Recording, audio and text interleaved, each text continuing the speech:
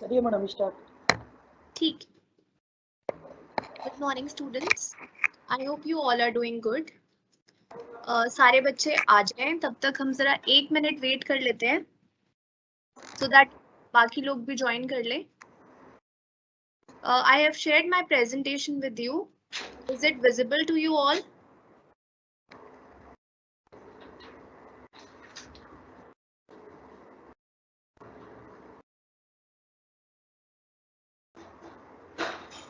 Good morning Simran, good morning कुसुम।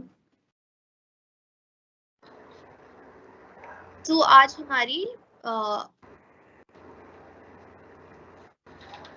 अमन personal tax planning का study material नहीं है वेबसाइट पे एंड इसकी कोई प्रॉपर बुक भी नहीं है अभी।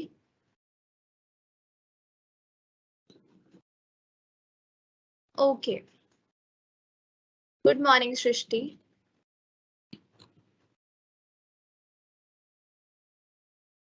पुष्पांजलि, आप अपना इंटरनेट कनेक्शन चेक करिए प्लीज, बाकी बच्चों को विजिबल है। तो लास्ट क्लास में हम profit and gains from business and profession के बारे में डिस्कस कर रहे थे। ठीक है, सबको याद है कि नहीं है याद? क्या चल रहा था लास्ट क्लास में कि बिजनेस से जो हम प्रॉफिट अर्न करते हैं उस पे टैक्स कहाँ लगेगा? Under the head PGBP. ठीक है, जो इनकम हम बिजनेस से अर्न करते हैं और जो इनकम हम अपनी प्रोफेशन से अर्न करते हैं उसमें टैक्स कहाँ लगता है? Under the head PGBP. ठीक है, उसके बाद हमने क्या डिस्कस किया था? डेप्रिसिएशन के रेट्स डिस्कस किए थे लास्ट क्लास में, है ना? साइंटिफिक रिसर्च के बारे में डिस्कस किया था, राइट?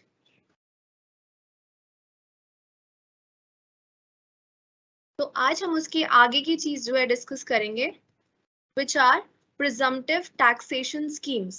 ठीक है, presumptive taxation schemes ये हमारे सिलेबस में अलग से मेंशन्ड है अंडर पीजीबीपी। तो इसके अंडर हमें क्या पढ़ना है इसको देख लेते हैं एक बार। तो ये जो प्रिजम्पटिव टैक्सेशन स्कीम्स हैं ये किससे रिलेटेड है? अब मैं आज का सेशन जो है बिगिन कर रही हूँ। ठीक है, आपका कोई फ्रेंड है तो प्लीज लेट हिम नो कि क्लास स्टार्ट हो गई है। ठीक है, so topics to be discussed today are presumptive taxation scheme of section 44 AD, then the same of 44 ADA and then 44 AE section। ठीक है, presumptive taxation schemes हमें 3 sections की पढ़नी है। तो इसका मतलब क्या होता है? presumptive taxation scheme का मतलब क्या है? देखो इसको लेमन लैंग्वेज में समझो। जब भी आपको टैक्स भरना है तो आपको पता है कि आपको अकाउंट्स मेंटेन करने पड़ेंगे, राइट? आपको स्लैब रेट्स यूज करके टैक्स लगाना पड़ेगा। यहाँ से कितना पैसा आ रहा है कितना जा रहा है, बहुत कंफ्यूजन है ना? तो जो छोटे छोटे हमारे बिजनेसमैन हैं, क्योंकि ये हम पीजीबीपी पढ़ रहे हैं इसलिए, तो जो छोटे हमारे बिजनेसमैन हैं, छोटा सा कोई प्रोफेशन करता है, ठीक है, जिसका इतनी इनकम नहीं है कि या फिर वो कंफ्यूज्ड है कि उसको कैसे टैक्स भरना है, उसको समझ नहीं आ रहा है, तो उसके लिए गवर्नमेंट ने क्या किया? प्रिजम्पटिव टैक्सेशन स्कीम्स निकाली। ठीक है, प्रिजम्पटिव टैक्सेशन स्कीम्स में क्या होता है कि आपकी जो इनकम है उसको हम प्रिज्यूम कर लेते हैं कि आप एक साल में जो है इतनी इनकम कमाते हो। ठीक है, और इतनी इनकम पे आपको कितना एक फिक्स्ड रेट ऑफ टैक्स जो है देना है। कोई आपको ज्यादा इसमें काम नहीं करना है क्योंकि स्लैब रेट नहीं लगाना है। ठीक है, कैलकुलेशन ज्यादा नहीं है। ठीक है, क्या करा गवर्नमेंट ने? एक सिंपल सा आपको बता दिया कि अगर आपकी इनकम इतनी है तो एक तो आप प्रिजम्पटिव टैक्सेशन स्कीम यूज कर सकते हो। ठीक है, अब इस इनकम पे कितना टैक्स लगेगा उस रेट को उन्होंने स्पेसिफाई कर दिया। ठीक है, अगर आपकी इनकम इतने से इतनी है तो इतना ही टैक्स देना है। ठीक है, हमने प्रिज्यूम करना है कि हमारी इनकम जो है इतनी है और इस पे फ्लैट रेट जो टैक्स का है वो गवर्नमेंट ने डिसाइड कर दिया है। ठीक है, इससे आपको टैक्स जो है भरना हैसल फ्री हो जाता है थोड़ा। ठीक है, आपको इसमें ज्यादा जो है डिफिकल्टीज फेस नहीं करनी पड़ती है।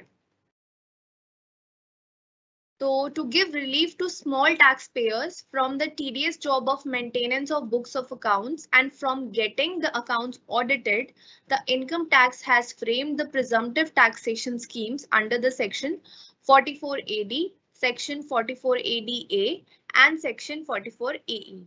ठीक है, तो ये वही लिखा है कि स्मॉल बिजनेसमैन को, स्मॉल टैक्स पेयर्स को जो ये टैक्स भरने में प्रॉब्लम होती है, बुक्स ऑफ अकाउंट्स मेंटेन करना पड़ता है, ट्रांजैक्शंस रिकॉर्ड करनी पड़ती है, then you have to get the accounts audited, क्योंकि हमारे कुछ सेक्शन है उसके अंदर लिखा हुआ है कि अगर आप इतनी इनकम अर्न करते हो तो आपको अपने अकाउंट्स ऑडिट कराने ही पड़ेंगे। ठीक है, तो छोटे व्यापारी जो हैं उनको ये सब चीजें बहुत ही ज्यादा कंफ्यूजिंग लगती हैं, डिफिकल्ट लगती हैं, तो उनके लिए गवर्नमेंट ने कौन सी जो है सेक्शंस निकाले हैं, 44AD, 44ADA and 44AE।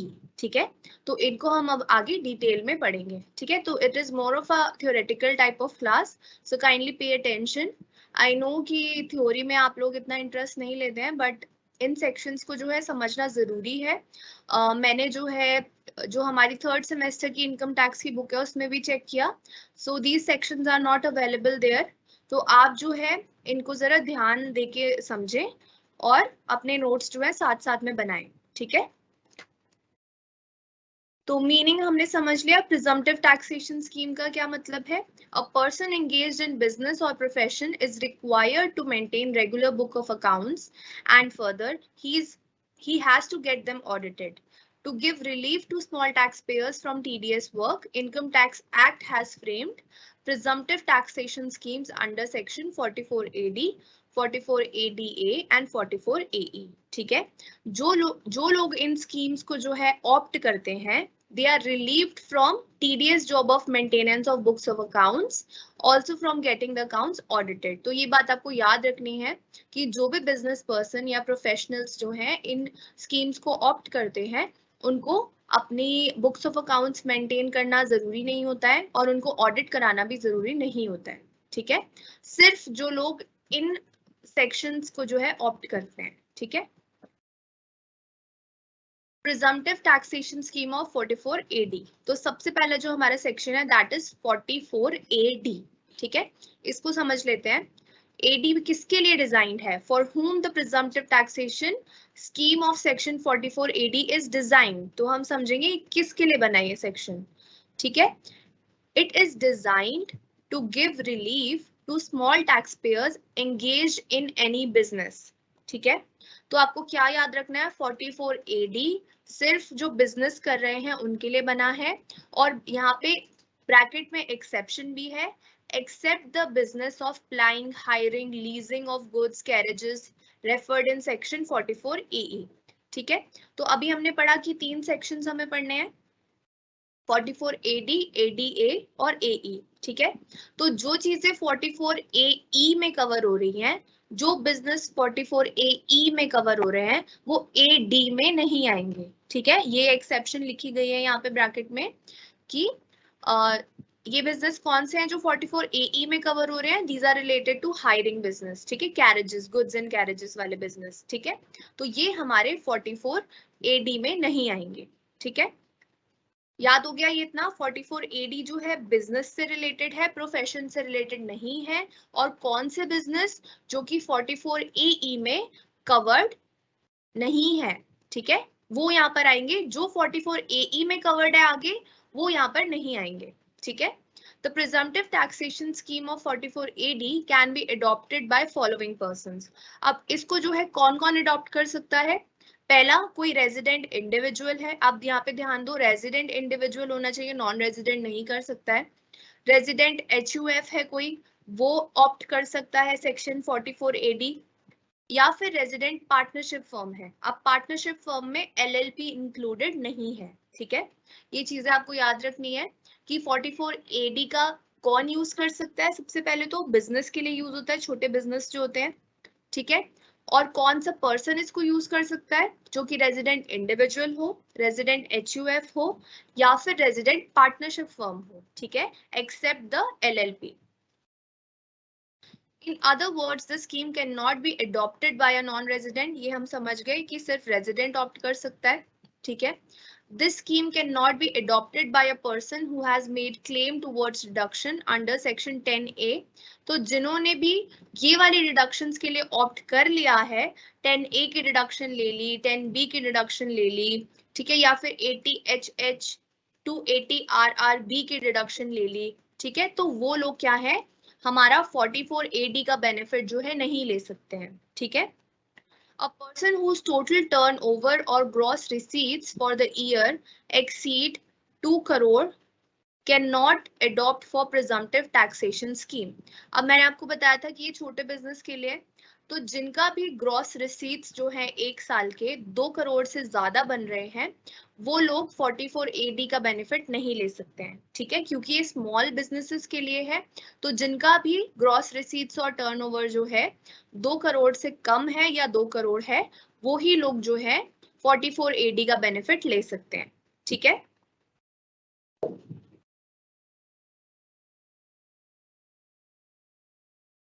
Now सबसे पहले हमने क्या पढ़ लिया कि ये टैक्सेशन स्कीम किसके लिए बनी है, किसके लिए बनी है, स्मॉल बिजनेसेस के लिए।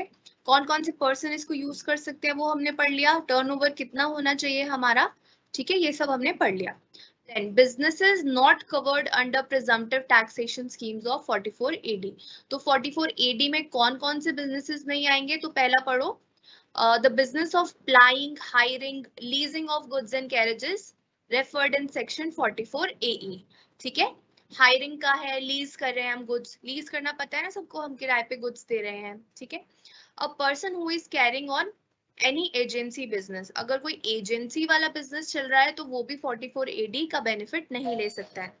A person who is earning income in the nature of commission और ब्रोकरेज, ठीक है, अगर कोई ब्रोकरेज और कमीशन वाला जो है बिजनेस कर रहा है तो वो भी इस सेक्शन का बेनिफिट नहीं ले सकता है। Just give me a second.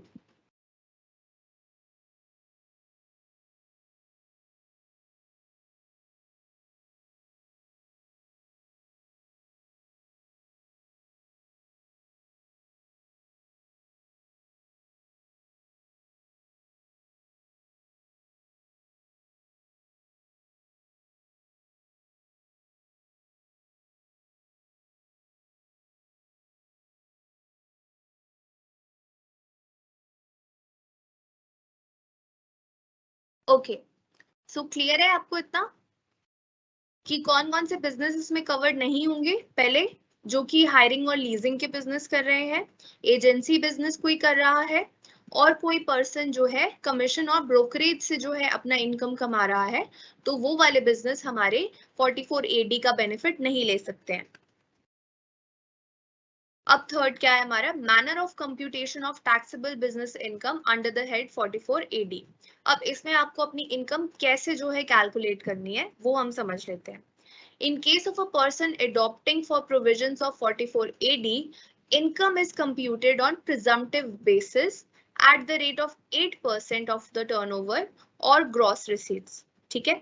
तो हमने क्या पढ़ा था अभी कि किसी का जो बिजनेस है उसका टर्नओवर 2 करोड़ से ज्यादा नहीं होना चाहिए, ठीक है। तो हम यहाँ पे प्रिज्यूम करते हैं कि हमारा टर्नओवर जो है वो 2 करोड़ है, ठीक है। अब इसमें से हमारी इनकम कितनी मानी जाती है, जबकि हम 44AD का बेनिफिट लेना चाहते हैं 8%, ठीक है। हम ये मानते हैं कि टर्नओवर में आपको पता है सारी चीजें आ जाती हैं, प्रॉफिट्स आते हैं, लॉस आते हैं, आपने किसी को जो है किराए पे चीजें दी है वो उसका आप अमाउंट इंक्लूड कर लेते हो, पैसा रिसीव हुआ है नहीं हुआ है वो सब कुछ इंक्लूडेड होता है हमारा इसमें, ठीक है। तो हमारा टर्नओवर में बहुत सारी चीजें आती हैं, टर्नओवर में से हम 8% जो है अपनी इनकम को मान लेते हैं, ठीक है, कि अगर हमारा टर्नओवर 2 करोड़ है तो उसका 8% जो है सिर्फ हमारी इनकम है, ठीक है।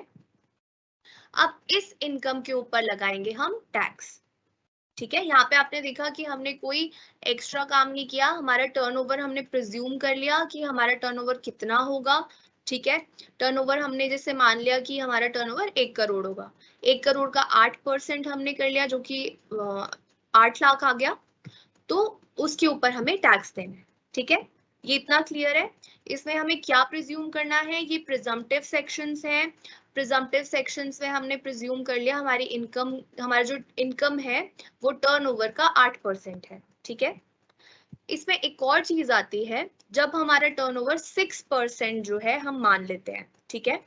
44 AD is amended with effect to assessment year 2017 to 18 to provide that income shall be computed at the rate of 6% instead of 8% if the gross receipts is received by account pay check or account pay bank draft or use of electronic clearing system. तो देखो इतना बड़ा जो ये sentence लिखा है इसका क्या मतलब है।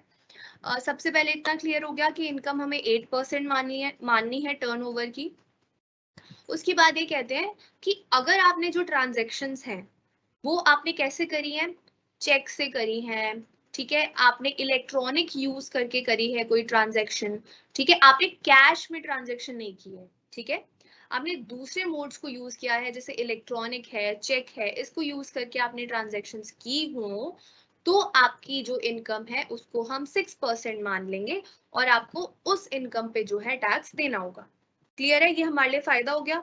तो अगर गवर्नमेंट ने इलेक्ट्रॉनिक ट्रांजैक्शंस को क्या है प्रमोट करने के लिए यहाँ पे हमें लालच दिया कि अगर आप ऐसे जो है ट्रांजैक्शन करोगे तो हम आपकी इनकम 8% की जगह 6% मान लेंगे, ठीक है। तो आपको क्या याद रखना है, अगर क्वेश्चन आ जाएगा कि अगर उस पर्सन ने अपने जो ट्रांजैक्शंस हैं वो डिजिटली करे हैं या फिर चेक को यूज करके करे हैं तो इनकम उसकी 6% मानेंगे, 6% ऑफ टर्नओवर, ठीक है। लेकिन अगर उसने ट्रांजैक्शंस कैश में की हैं तो हम उसकी इनकम मानेंगे 8% ऑफ टर्नओवर, ठीक है। इसमें ये याद रखना है आपको। अब अगला पॉइंट क्या आता है इसमें, the presumptive income computed as per prescribed rate is the final income and no further expenses would be allowed।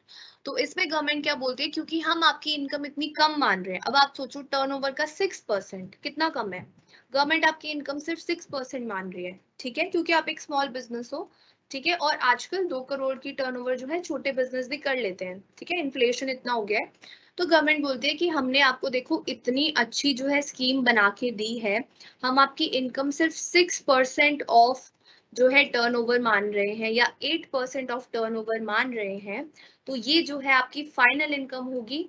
इसके बाद आपको इसमें फर्दर डिडक्शंस जो है नहीं मिलेंगी, ठीक है, समझ में आ रहा है। अगर आप 44 AD को ऑप्ट करते हो, आप बोलते हो कि मैं अपने अकाउंट्स जो है 44 AD के अकॉर्डिंग जो है मेंटेन करके चलूंगा या फिर मैं अपने अकाउंट्स 44 AD सेक्शन को ऑप्ट करके बनाऊंगा, तो आपको क्या याद रखना है कि आपको फर्दर डिडक्शंस जो है नहीं मिलेंगी, ठीक है। तो यहाँ पे यही जो है पॉइंट्स लिखे हैं, no deduction in respect of expenses. अब हमने पिछली क्लास में ये पढ़ा था सेक्शन 31, उसके बाद सेक्शन 32 डेप्रिसिएशन वगैरह सब इसमें इंक्लूडेड था, ठीक है। तो ये वाली डिडक्शन हमें नहीं मिलेंगी, जो सेक्शन 30 से लेके 38 की डिडक्शंस हमने पढ़ी थी वो हमें नहीं मिलेंगी। Depreciation is deemed to have been already allowed, depreciation की डिडक्शन नहीं मिलेगी। Brought forward loss shall be subtracted from the estimated income as per provisions of the act। अगर आपको लास्ट ईयर कोई लॉस हुआ है तो वो आप इस ईयर में माइनस कर सकते हो, बट बाकी डिडक्शंस जो है हमें नहीं मिलेंगी। जो 6% हमने जो टर्नओवर का माना है या 8% जो टर्नओवर का है वो ही हमारी फाइनल इनकम मानी जाएगी, फर्दर डिडक्शंस हमें नहीं प्रोवाइड की जाएंगी, ठीक है। इतना क्लियर हो रहा है आपको, ये सारे टॉपिक्स क्लियर हो रहे हैं। उसके बाद क्या है, ई पॉइंट बोलता है हमारा, no need to maintain books of accounts as prescribed under section 44 AA। अब देखो जिसने भी 44 AD का बेनिफिट जो है लेना है उसने बोला सरकार को कि मैं 44 AD के अकॉर्डिंग जो है आपको टैक्स दूंगा, तो उसको जो है बुक्स ऑफ अकाउंट मेंटेन नहीं करना है, ठीक है। हमारा सेक्शन 44 AA बोलता है कि आपका टर्नओवर अगर कुछ लिमिट होती है, अगर उतना है तो आपको बुक्स ऑफ अकाउंट मेंटेन करनी पड़ेगी, ठीक है। तो यहाँ पर अगर आप 44 AD को ऑप्ट करते हैं तो आपको क्या है बुक्स ऑफ अकाउंट को मेंटेन नहीं करना है, ठीक है, और उनको ऑडिट भी नहीं कराना है, क्योंकि इस सेक्शन का यही बेनिफिट है कि आप हैसल फ्री होके अपना टैक्स जो है सरकार को दे पाए। Payment of advance tax in respect of income from business covered under section 44 AD। तो आपका यहाँ पे एक और क्या प्रोविजन आता है, अगर आप 44AD को ऑप्ट करते हैं तो आपको टैक्स क्या है, एडवांस में भरना पड़ता है। ठीक है, आप मान लेते हो, मैंने जैसे आपको स्टार्टिंग में बताया था, ये प्रिजम्पटिव है, प्रिज्यूम कर रहे हैं, हम मान रहे हैं कि हमारी इनकम इतनी होगी।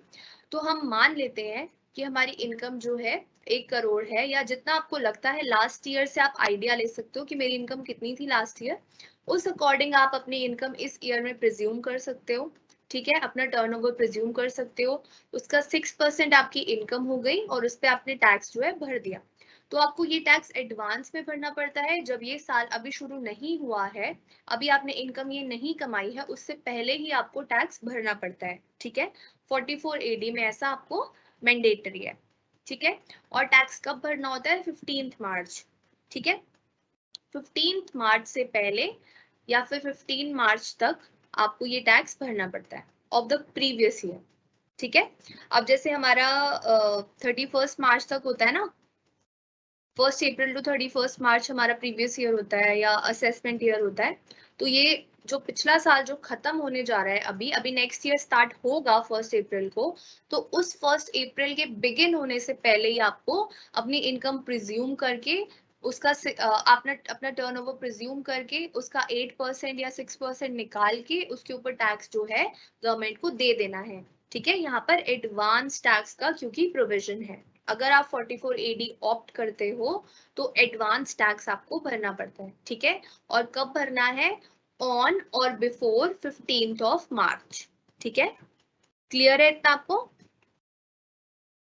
नेक्स्ट जो है हमारा point, provisions to be applied if a person does not opt for the presumptive taxation scheme of 44AD and declares income at a lower rate, that is at less than 8%. अब देखो, कुछ लोग ना क्या बोलते हैं सरकार को कि मेरी तो इनकम 8% भी नहीं हो रही है, मुझे तो बहुत लॉस हो रहा है, मैं तो इतनी इनकम नहीं अर्न कर पा रहा हूँ। तो गवर्नमेंट बोलती है कि अगर आप नहीं, मतलब आपकी इनकम इतनी नहीं है, 8% नहीं है आपकी इनकम एग्जैक्टली जब आप कैलकुलेट कर रहे हो, तो आप 44AD का बेनिफिट जो है नहीं ले सकते हो। ठीक है, और आपको जो है अपने अकाउंट्स अब पूरे ऑडिट भी कराने पड़ेंगे, हमें दिखाना पड़ेगा कि आपकी इनकम एग्जैक्टली कितनी बन रही है। हम कैसे मान लें कि आपकी इनकम 8% से भी कम बन रही है। यहाँ पे गवर्नमेंट को गुस्सा आता है, यहाँ पे हमारे इनकम टैक्स एक्ट को गुस्सा आ जाता है कि मैंने पहले ही ऑलरेडी आपको इतना अच्छा जो है सेक्शन बना के दिया, मैंने आपको पहले ही बोला कि आप अपनी इनकम इतना कम मान लो, 6% या 8% मैं आपकी इनकम मान रहा हूँ, उसमें भी आप मुझे कह रहे हो कि मतलब मेरी इनकम तो इससे भी कम है, तो दिखाओ अब आप अपने अकाउंट्स, हम ऑडिट करवाएंगे, अब आपको AD का बेनिफिट जो है 44AD का बेनिफिट हम नहीं देंगे। अब आपको अकाउंट्स भी ऑडिट कराने हैं, अकाउंट्स मेंटेन भी करने हैं और हम उसको चेक भी करेंगे। ठीक है, consequences if a person opts out from presumptive taxation scheme of section 44AD। और अगर कोई पर्सन जो है वो बीच में, जैसे 2 साल उसने 44AD का बेनिफिट लिया, उसने अपनी इनकम प्रिज्यूम करके चलाई, उसके बाद तीसरे साल में वो आके बोलता है कि नहीं नहीं, ये 44AD से तो मैं अपने आप को बाहर कर रहा हूँ, मैं इसका मतलब मैं ऐसे अपनी इनकम कैलकुलेट या ऐसे अपना टैक्स नहीं भरना चाहता। तो गवर्नमेंट बोलती है ठीक है, ये आपकी मर्जी है, लेकिन अब आप नेक्स्ट 5 इयर्स तक 44AD का बेनिफिट नहीं ले पाओगे। ठीक है, अगर आप आज बोलते हो 2 साल कंप्लीट होने के बाद कि अब इस साल से मैं 44AD के अकॉर्डिंग टैक्स नहीं पे करूंगा, तो गवर्नमेंट बोलती है इट्स ओके, इट्स फाइन, लेकिन अब आप नेक्स्ट 5 इयर्स तक जो है 44AD का बेनिफिट नहीं ले पाओगे। ठीक है, ये पॉइंट्स क्लियर होंगे आई होप आपको, मैंने बहुत इजी लैंग्वेज में आपको समझाने की कोशिश की है। ठीक है, हमारा सेक्शन 44AD था। 44AD जो है हमारा बिजनेस से रिलेटेड सेक्शन है, राइट?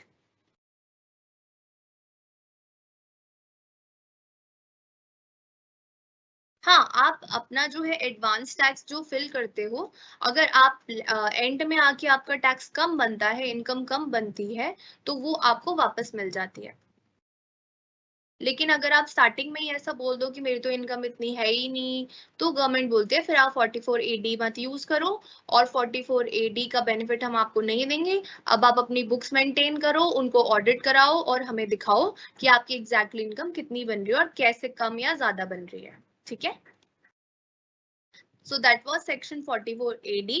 अब हम आ जाते हैं सेक्शन 44 ADA पे। देखो नाम पे ध्यान दो, बहुत ही छोटा सा डिफरेंस है, वो AD है, ये 44 ADA है। ठीक है, so for whom the presumptive taxation scheme of 44 AD is designed, किसके लिए होती है ये?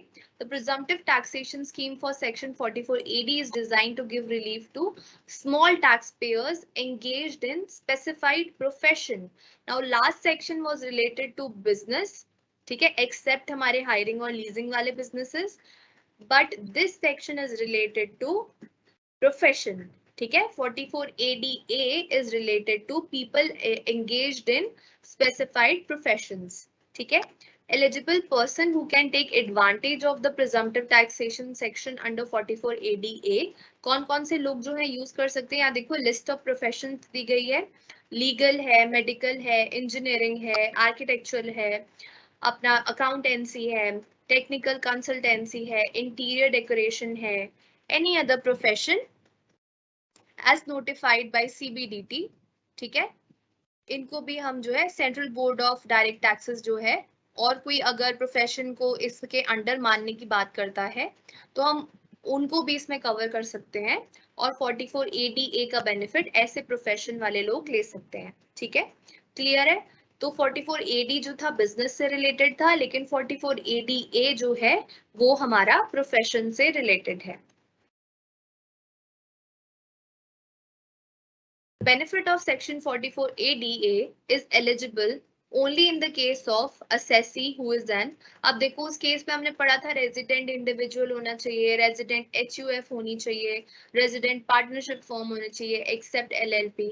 तो यहाँ पे किसके ऊपर ये एप्लीकेबल है? एक तो इंडिविजुअल होना चाहिए, जो हमने पर्सन की डेफिनेशन में पढ़ा था इंडिविजुअल। सेकेंड हो गया partnership firm other than LLP। ठीक है, यहाँ पे भी क्या है? पार्टनरशिप फर्म होने चाहिए। यहाँ देखो रेजिडेंट नॉन रेजिडेंट कुछ नहीं लिखा है, तो कोई भी इसका बेनिफिट ले सकता है, और पार्टनरशिप फर्म होनी चाहिए लेकिन LLP नहीं होनी चाहिए, जैसे सेम उसमें था 44 AD में पार्टनरशिप फर्म थी लेकिन LLP नहीं होनी चाहिए। यहाँ पे भी पार्टनरशिप फर्म हो सकती है प्रोफेशनल्स की, बट LLP नहीं हो सकती। ठीक है, इसके बाद manner of computation of taxable income under 44 ADA। अब देखो इसमें कैसे कंप्यूट करना है, उसमें क्या था कि हमने 6 या फिर 8% मानना था टर्नओवर का। यहाँ पे कैसे मानना है हमने? यहाँ पे in case of a person who is adopting for section 44 ADA, income will be computed on presumptive basis। ये तो हमें पता है कि प्रिज्यूम करनी है इनकम हमारी इतनी होगी, टर्नओवर इतनी होगी, 50% of total gross receipts of a profession. अब आप मान लो कि आपका ग्रॉस रिसीट्स जो है वो एक करोड़ है, 50 लाख है। ठीक है, तो इस केस में आपकी 50% जो है इनकम हम लोग मान लेंगे। ठीक है, However, such person can declare an income higher than 50%। आप इससे ज्यादा भी इनकम मान सकते हो अपनी, लेकिन 50% तो आपको माननी ही है टोटल ग्रॉस रिसीट्स की, जो आप प्रोफेशन से कमा रहे हो। ठीक है, उसका टोटल ग्रॉस रिसीट्स का 50% जो है हम आपकी इनकम को मान लेंगे। ठीक है, the presumptive income computed at 50% is the final income and no further expenses would be allowed। तो इसमें भी सेम चीज है, जैसे उसमें गवर्नमेंट हमें बोल रही थी कि मैं देखो ऑलरेडी आपको 6% और 8% की इनकम मान के चल रही हूँ, तो इसमें भी क्या है, क्योंकि आपको पता है जब आप एक प्रोफेशन करते हो तो उसमें इतना खर्चा नहीं होता है। बिजनेस रन करना एक बहुत बड़ा खर्चा है। कुछ चीजें आपको जो है किसी को क्रेडिट पे देनी है, आपके बैड डेट्स हो जाते हैं, आपकी मशीन खराब हो जाती है, मशीन परचेज करनी है, वर्कर्स को सैलरी देनी, तो बिजनेस एक बहुत ही लार्ज स्केल पे किया जाता है, बहुत ही इसमें ज्यादा खर्चे होते हैं। ठीक है, तो इसलिए आपकी इनकम 6 to 8% मानी जाती है। लेकिन प्रोफेशन में ऐसा नहीं होता है। प्रोफेशन में आपको क्या है, हैंड टू हैंड इनकम जो है रिसीव होती है। आप जितना भी उस चीज में टाइम देते हो उतना आपको पे किया जाता है, तो इसीलिए यहाँ पर आपकी इनकम को 50% माना जाता है। ठीक है, और अगर आप 44 ADA का बेनिफिट ले रहे हो तो बाकी एक्सपेंसेस जो है, बाकी डिडक्शंस जो है आपको नहीं मिलेंगी। ठीक है, उसके बाद इसमें भी एडवांस टैक्स पेमेंट का प्रोसीजर है, आपको एडवांस टैक्स भरना पड़ता है। 15 मार्च ही डेट है इसकी, सेम है। जो प्रीवियस ईयर हमारा खत्म होता है 31 मार्च को, तो उससे पहले ही नेक्स्ट ईयर का हमें टैक्स प्रिज्यूम करके भर देना है, और वो भी कब भरना है, 15 मार्च ऑफ प्रीवियस ईयर। ठीक है। Maintenance of books of account if a person opts for presumptive taxation scheme. तो अगर आप presumptive taxation scheme under section 44 ADA opt करते हो, तो आपको बुक्स जो है अकाउंट्स की नहीं मेंटेन करनी पड़ती। ठीक है। तो आपको अकाउंट्स जो है मेंटेन नहीं करने पड़ते हैं और उनको ऑडिट भी नहीं करवाना पड़ता है। ठीक है। Provisions to be applied if a person does not opt for the presumptive taxation scheme of section 44 ADA। आप देखो यहाँ पे भी सेम है, अगर आप अपना पहले ही मान लेते हो कि मेरी इनकम जो है 50% नहीं होगी ग्रॉस रिसीट्स की, मेरी इनकम तो 40% होगी, या मेरी तो ग्रॉस रिसीट्स ही बहुत कम होंगी, तो आप पहले ही बोल देते हो गवर्नमेंट को कि मेरे को तो ऐसा लग रहा है, तो इसलिए मैं टैक्स जो है पे नहीं कर रहा, या कुछ ऐसे करके। तो गवर्नमेंट बोलती है ठीक है आपको लग रहा है तो कोई बात नहीं, आप अकाउंट्स बनाओ और उनको ऑडिट कराओ। यहाँ पे भी गवर्नमेंट को गुस्सा आता है कि मैं आपको ऑलरेडी 50% ही आपकी इनकम मान रही हूँ, फिर भी आप बोल रहे हो कि मेरी इनकम इससे कम होगी। तो यहाँ पर भी आपको क्या करना पड़ता है, अगर आप लोअर इनकम डिक्लेयर करते हो 50% से लोअर, तो आपको क्या है, बुक्स ऑफ अकाउंट्स मेंटेन करना पड़ता है, आपको उनको ऑडिट कराना पड़ता है, और हमारा लॉ जो है उनको चेक करता है। ठीक है। So this was presumptive taxation scheme under section 44 ADA। ठीक है।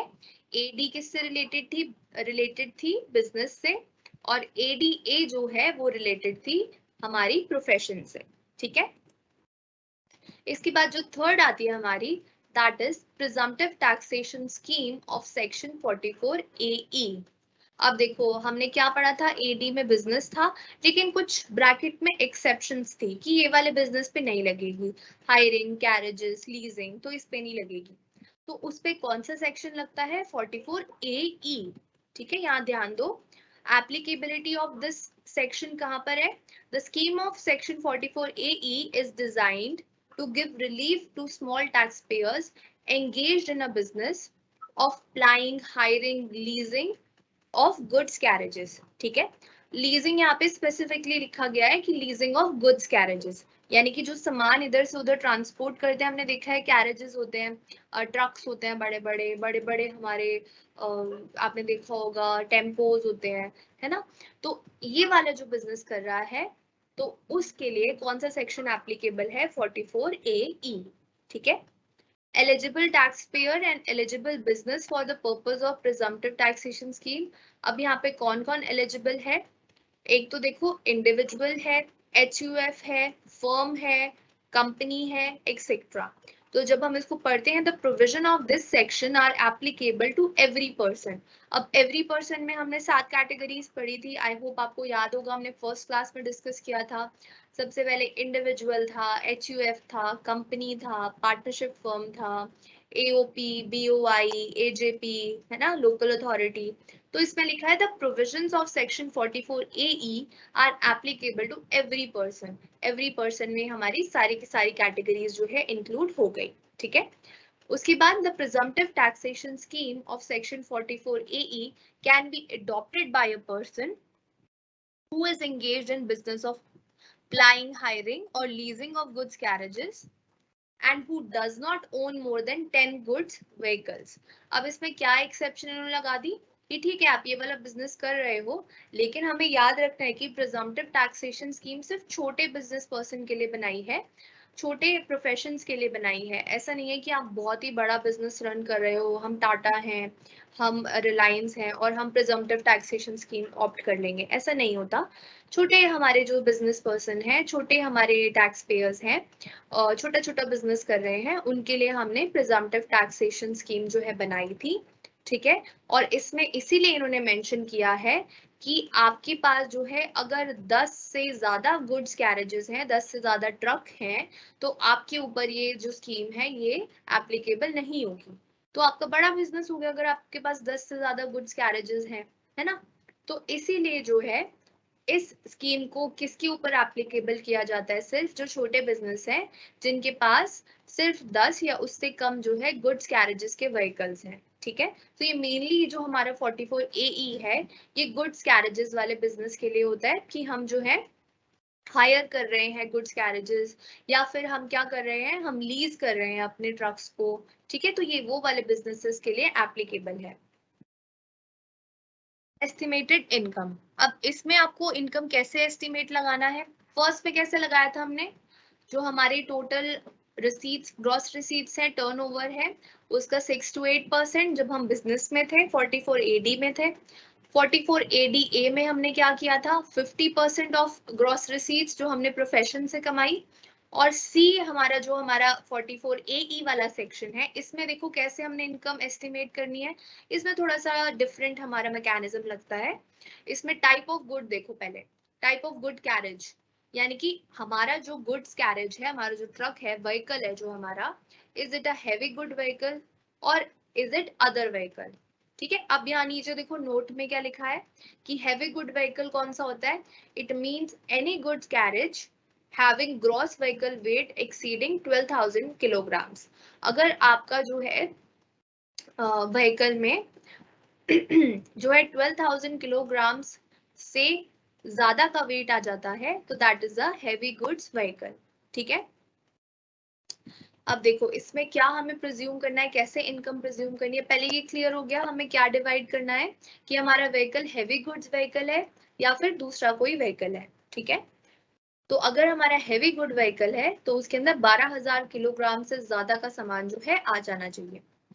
तो इस केस में इनकम कैसे प्रिज्यूम करनी है? ₹1,000 per ton of gross vehicle weight for every month और पार्ट ऑफ मंथ। देखो एक सेकेंड मैं पेन ले लेती हूँ।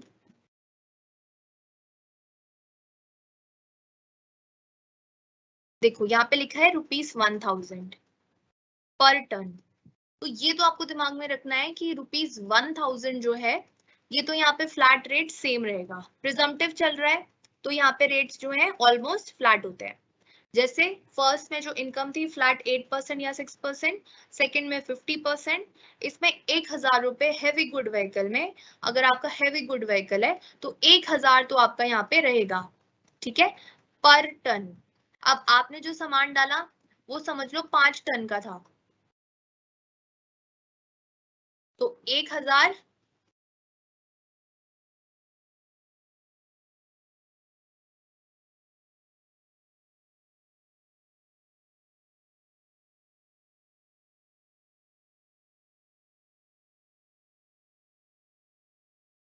ठीक है इंटू 5 टन्स का हमारा सामान था, और आगे लिखा है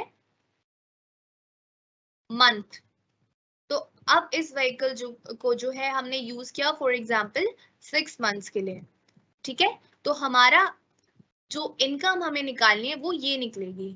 ठीक है, कैसे निकलेगी? 1,000 इंटू 5, क्योंकि हमारा सामान 5 टन का था, और इंटू 6 यानी कि हमने कितने मंथ्स उसको यूज किया, हमने 6 महीने उसको यूज किया, उस ट्रक को हमने 6 महीने यूज किया। ठीक है, या फिर 6 महीने हमने उसको लीज पे दिया। तो 1,000 into 5 that is 5,000 and 5,000 into 6 that is 30,000। तो हमारी इनकम कितनी आ गई? 30,000। ठीक है, क्लियर हो रहा है? हैवी गुड्स व्हीकल में कैसे कैलकुलेट करना है? 1,000 फ्लैट रहेगा, फिर हमें देखना है कि कितने टन का सामान है। ठीक है, उसके बाद हमें क्या देखना है कि मंथ, कितने मंथ के लिए हमने उसको यूज किया है। ठीक है, ये हमारे क्वेश्चन में सब कुछ मेंशन्ड होगा, आपको ध्यान से पढ़ना है। ये हैवी गुड्स वाला थोड़ा ट्रिकी था, आई होप ये आपको क्लियर हो गया होगा। 1,000 फ्लैट रहेगा, उसके बाद टन्स से मल्टीप्लाई करना है, उसमें लिखा होगा आपका क्या बोलते हैं 10 टन का सामान है, 10 किलोग्राम का सामान है, तो इंटू 10 कर देना। ठीक है, और कितने मंथ्स के लिए यूज किया वो उसमें लिखा होगा। ठीक है, तो इससे आपकी जो है इनकम कैलकुलेट हो जाएगी। उसके बाद अदर व्हीकल जो है हमारे, वो कौन से हैं? जो बाकी बच गए, जिनका की 12 किलोग्राम से ज्यादा वेट नहीं है, तो उस केस में 7,500 फॉर एवरी मंथ। अब ये अदर व्हीकल में फॉर एग्जांपल हमारा कोई टेम्पो था, उसको हमने 4 महीनों के लिए यूज किया, तो 7500 इंटू 4 मंथ्स, क्योंकि यहाँ पे 7500 फ्लैट है और एवरी मंथ के लिए हमने इंटू 4 कर दिया क्योंकि हमने उसको 4 महीने यूज किया। सो क्लियर हो रहा है थोड़ा कुछ? ऊपर वाले में क्या था, 1000 फ्लैट रेट था, इंटू टन्स हमें याद रखना है, टन्स भी इसमें मल्टीप्लाई होंगे और इंटू मंथ। ठीक है, नीचे वाले में फ्लैट 7500 रहेगा और इसमें हमें सिर्फ मंथ को मल्टीप्लाई करना है, नथिंग एल्स। क्लियर है?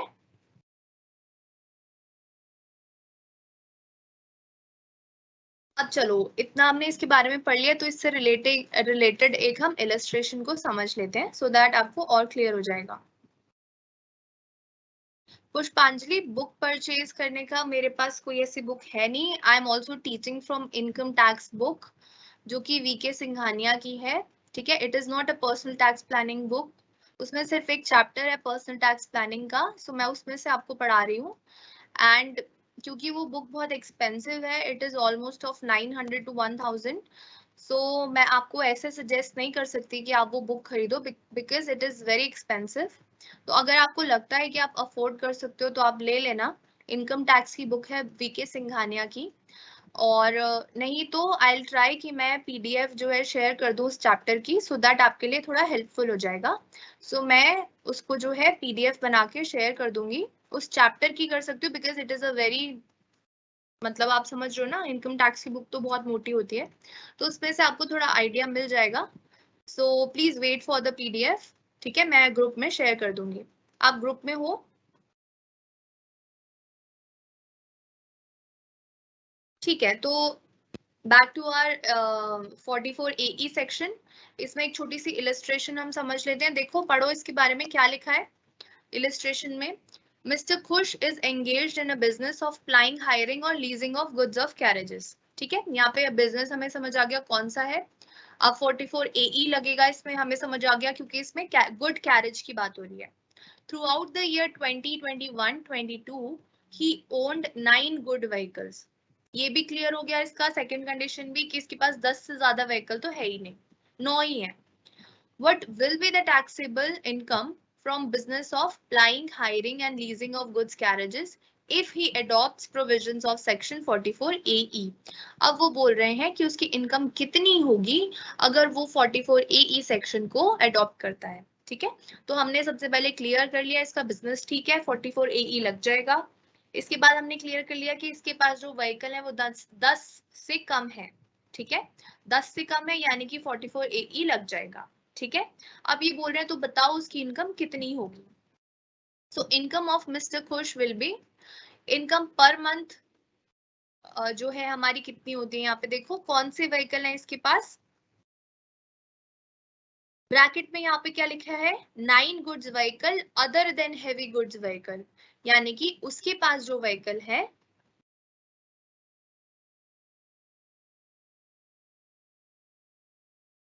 पुष्पांजलि, आप अपना नंबर जो है यहाँ पे मुझे लिख दो, I will add you in the group. या फिर किसी बच्चे के पास ग्रुप का अगर लिंक है तो प्लीज शेयर कर दो उसको।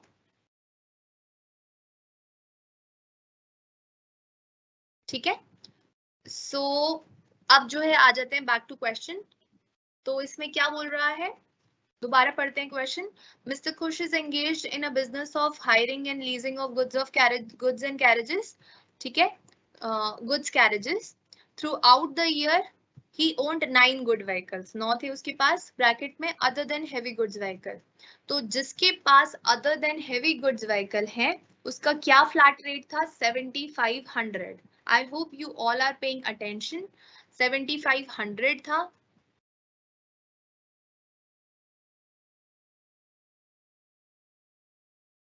अमन, आप अपना नंबर लिख दो, I will add you in the group.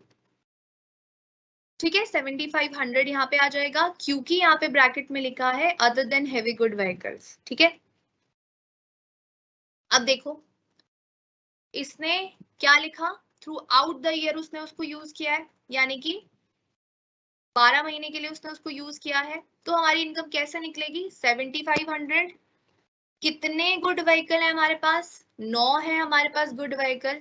ठीक है, तो इंटू 9 विच इज 67,500, और हमने इनको कितने महीनों के लिए यूज किया है? थ्रू आउट द ईयर हमने इनको यूज किया है। ठीक है, यहाँ पे कहीं पे लिखा हुआ था थ्रू आउट द ईयर, देखो जो फर्स्ट लाइन है ऊपर, फुल स्टॉप के बाद through out the year 2021 to 22 he own 9 good vehicles, तो उसने पूरा साल उनको यूज किया है। सो 7500 एक के लिए है हमारी, उसके बाद हमने 9 ऐसे व्हीकल यूज करे हैं तो इंटू 9 कर दिया हमने, और क्योंकि हमने इनको 12 मंथ्स के लिए पूरे यूज किया है तो इंटू 12 कर दिया। तो हमारा आंसर जो है, हमारी इनकम जो है वो कितनी बन गई? 8,10,000। So total income from the business of plying, hiring और leasing of goods, leasing goods carriages as per the provisions of 44 AE will be 8,10,000। ठीक है बेटा, आप क्वेश्चन पे ध्यान दो, अब ये छोड़ो, मैं ऐड कर दूंगी आपको ग्रुप में। यहाँ क्वेश्चन पे ध्यान दो, समझ आ रहा है क्वेश्चन?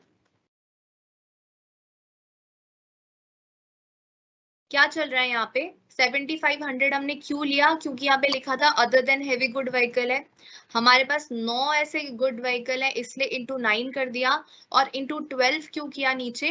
क्योंकि ये व्हीकल को हमने through out the year use किया है, 2021 से 22 तक थ्रू आउट द ईयर हमने इनको यूज किया है। सो द इनकम कितनी बनेगी हमारी? 8,10,000। 7500 ऐसे टेबल अगर नहीं बनाना है तो 7500 into 9 which is 9 good vehicles and into 12 months. So it comes out to be 8,10,000. देखो क्लियर है ये, इसमें कोई डाउट तो नहीं है?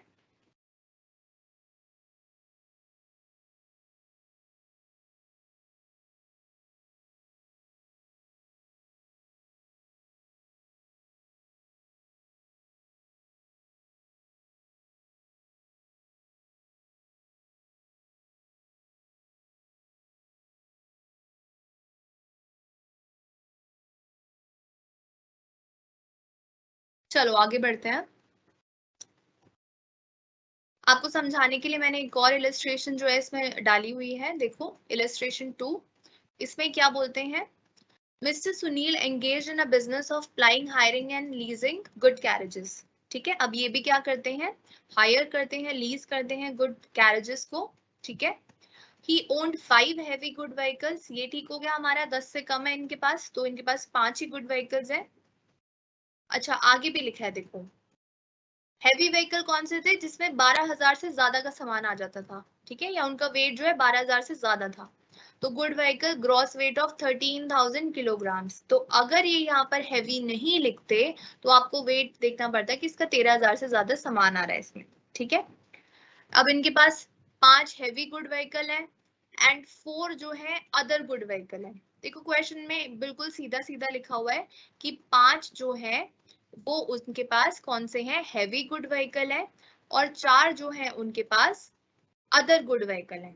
ठीक है, 5 हैवी उनके पास ट्रक है और 4 छोटे ट्रक हैं, तो टोटल 9 उनके पास व्हीकल है। ठीक है, अब 9 व्हीकल उनके पास है, यानी कि ये हमारे 44 AE में कवर हो जाएंगे, क्योंकि 44 AE में मैक्सिमम लिमिट थी 10 व्हीकल्स की, और हमारे टोटल कितने बन रहे हैं? सिर्फ 9, तो हम इनको 44 AE में कवर कर लेंगे। What will be his taxable income as per the provisions of section 44 AE? अब इसमें और हमें कुछ भी नहीं दिया है, बस ये दिया है कि इन्होंने ये जो व्हीकल्स थे इनको ओन किया है 2021 से 22 तक। ठीक है, और हमें निकालनी अब इनकी इनकम 44 AE के accordingly. So mister Sunil in total owned 9 good vehicles, right, 5 heavy हैं, और इनका वेट कितना है? 13,000 किलोग्राम्स। ठीक है, सो आपको याद होगा हमने इनटू टन्स पढ़ा था, टन्स और किलोग्राम्स में हम एक ही मान लेते हैं उसको। ठीक है, अगर हमें ये दिया होता कि उसका वेट जो है 13 टन्स है, तब हम उसको 13 इंटू 13 कर देते, 1000 इंटू 13, राइट, हमने पढ़ा था इंटू टन्स करना है हमें और इंटू मंथ्स करना है। ठीक है, तो इसमें क्या है? 1000 फॉर हेवी व्हीकल हमने पढ़ा भी, flat rate is 1000 into tons. ठीक है, टन्स या किलोग्राम्स, तो इसमें हमें किलोग्राम्स दे दिए जो कि 13 है, तो 1000 इंटू 13, और हमने इसको कितने महीनों के लिए यूज किया? For 12 months. ठीक है, और इंटू 5 भी करेंगे हम, क्योंकि हमारे पास 5 गुड व्हीकल है। ठीक है,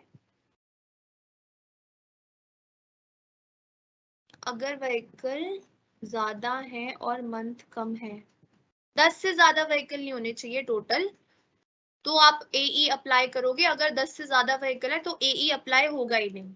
ठीक है, अब देखो यहाँ पे हैवी व्हीकल थे हमारे पास 5, 13 किलोग्राम्स का सामान था, तो हमने क्या किया, सबसे पहले 1000 इंटू टन करते हैं, 13 टन का सामान है हमारे पास। ठीक है, इंटू 5 हमने कर दिया क्योंकि हमारे पास 5 हैवी व्हीकल थे, और इंटू 12 कर दिया क्योंकि हमने उनको 1 साल के लिए यूज किया था। तो टोटल अमाउंट हमारा आ गया 7,80,000। क्लियर हो रहा है क्या क्या चल रहा है, हमने ये पीछे पढ़ा है। सिमरन, तो उसमें 44 एई नहीं लगेगा, उसमें आपका नॉर्मल जो बिजनेस एंड प्रोफेशन में जैसे इनकम कैलकुलेट होती है वैसे होगी। आपको बुक्स ऑफ अकाउंट्स मेंटेन करना पड़ेगा, प्रॉफिट एंड लॉस कैलकुलेट करना पड़ेगा, उसके ऊपर आपको अपने स्लैब रेट्स यूज करके इनकम लगानी पड़ेगी। ठीक है, ये वाला प्रोविजन यूज नहीं होगा। इनकम पर मंथ पर हैवी व्हीकल। ठीक है, क्लियर हो रहा है सबको क्या चल रहा है, यहाँ पे हैवी व्हीकल की बात हो रही है। हैवी व्हीकल में क्या पढ़ा था हमने, ऐसे लगेगी इनकम। एस्टिमेटेड इनकम कैसे निकलेगी, 1000 फ्लैट रेट इनटू जो उसका वेट है इनटू यानी इनटू मंथ्स। ठीक है, यहाँ पर 1000 कर दिया, वेट कितना है 13 kg इंटू 13 कर दिया, व्हीकल्स कितने हमारे 5 है हमारे पास हैवी व्हीकल, इंटू 5 भी करेंगे, और कितने महीनों के लिए यूज किया है, 12 महीनों के लिए यूज किया है, तो इसलिए इंटू 12 भी हमें करना पड़ेगा।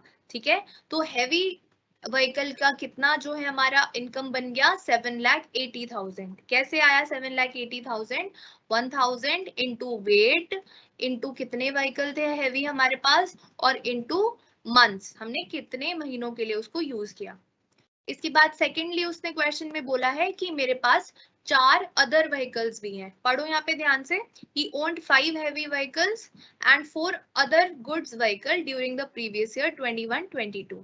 अब उसके पास 4 दूसरे व्हीकल हैं, तो जो हमारे अदर व्हीकल्स थे उसमें क्या था, flat rate 7500, right. So income पर गुड व्हीकल 7500, कितने थे हमारे पास, 4 थे, और हमने कितने दिन के लिए यूज किया, 12 महीनों के लिए। तो हमारा टोटल आ गया 3,60,000। ठीक है, हैवी वालों का 7,80,000 आ गया, और अदर वालों का 3,60,000 आ गया। तो बताओ हमारी टोटल इनकम कितनी बन जाएगी, हम इन दोनों को ऐड कर देंगे, 7,80,000 plus 3,60,000, so total income comes out to be 11,40,000।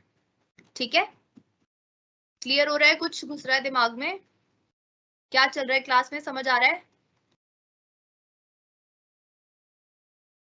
बहुत इजी है, पहले देखना है हैवी व्हीकल है कि अदर व्हीकल है, इनटू वेट कर देंगे, इनटू कितने हमारे पास व्हीकल है, और इनटू कितने महीने हमने उसको यूज किया है। ठीक है, अब इस क्वेश्चन में जैसे हमको दोनों व्हीकल मेंशन कर दिए कि हैवी भी है और अदर व्हीकल भी है, तो हमने क्या किया, पहले हैवी का इनकम निकाल लिया अकॉर्डिंग टू 1000 जो हमें दे रखा होता है, 1000 इंटू वेट इंटू मंथ्स और इंटू हमारे पास कितने व्हीकल हैं। ठीक है, उसके बाद हमने अदर व्हीकल का निकाल लिया। अदर व्हीकल में क्या होता है, फ्लैट हमारा 7500 इंटू हमारे पास कितने अदर व्हीकल हैं, और इंटू हमने उसको कितने महीनों के लिए यूज किया है। ठीक है, तो इन दोनों का अलग अलग निकाल के हमने ऐड कर दिया, तो हमारी फाइनल इनकम जो है वो बन गई 11,40,000। I hope it is clear to you कि यहाँ पे इनकम हमें कैसे एस्टिमेट करके निकालनी है। Now we'll move further. अब देखो इसमें क्या है, the presumptive income computed at the rate of 1000 per ton और 7500 is the final income, no further expenses will be allowed और डिसअलाउड।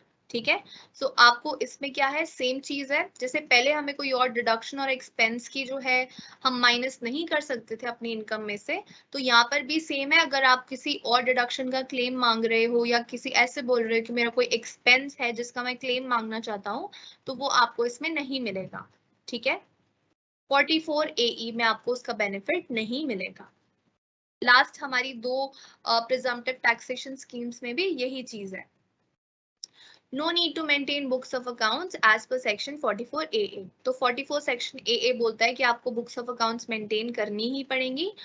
तो अगर हम 44 AE सेक्शन ऑप्ट कर रहे हैं, हम गवर्नमेंट को बोल रहे हैं कि हम 44 AE के अकॉर्डिंग जो है बुक्स मेंटेन करेंगे या फिर टैक्स भरेंगे, सॉरी बुक्स मेंटेन तो नहीं करनी है, टैक्स भरेंगे, तो इस केस में हमें जो है अपनी बुक्स ऑफ अकाउंट्स मेंटेन नहीं करनी है। 44 AE अगर हम ऑप्ट करते हैं तो बुक्स ऑफ अकाउंट्स मेंटेन नहीं करनी है, ठीक है। Applicability of the provisions related to payment of advance tax, इसमें भी हमें एडवांस टैक्स भरना पड़ता है और एडवांस टैक्स को हमें 4 इंस्टॉलमेंट्स में भरना होता है। So the first installment is given on 15th June, second is given on 15th September, third is given on 15th December and the last one is given on 15th March. ठीक है, सो बाकी दोनों में हमें 15th मार्च को जो है advance tax भरना होता था, बट यहाँ पर हमारे 4 इंस्टॉलमेंट्स में हमें एडवांस टैक्स भरना होता है, ठीक है। सो ये 4 इंस्टॉलमेंट्स कब कब है, पहला है जून में 15 जून, फिर 15 सितंबर, फिर 15 दिसंबर एंड लास्ट में 15 मार्च।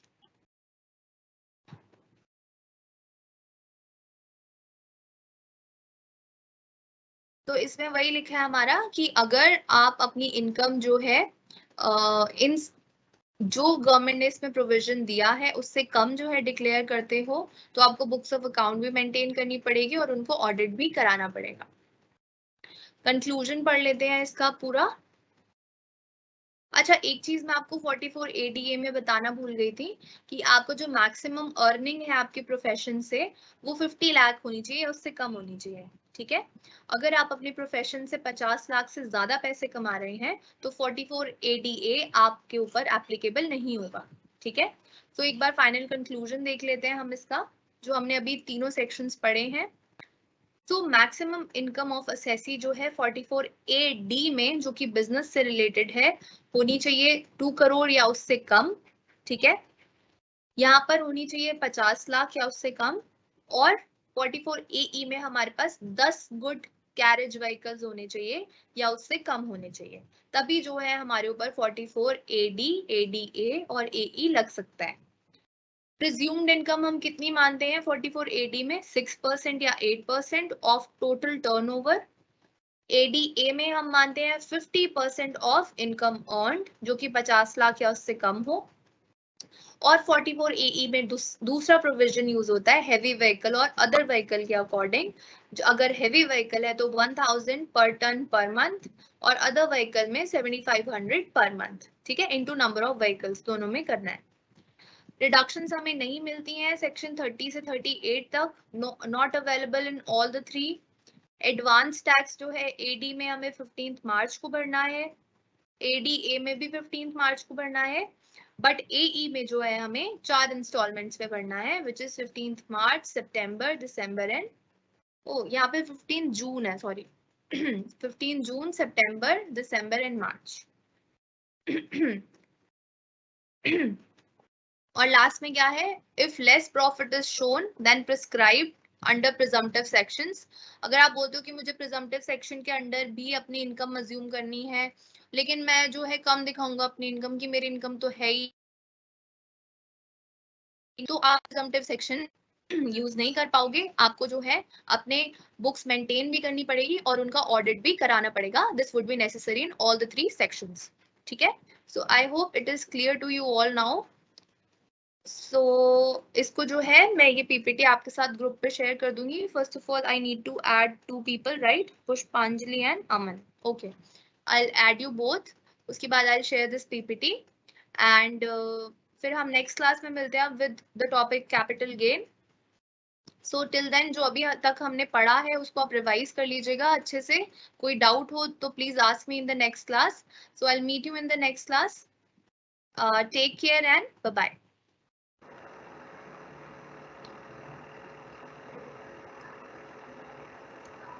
पंकज जी एंड कर दीजिए।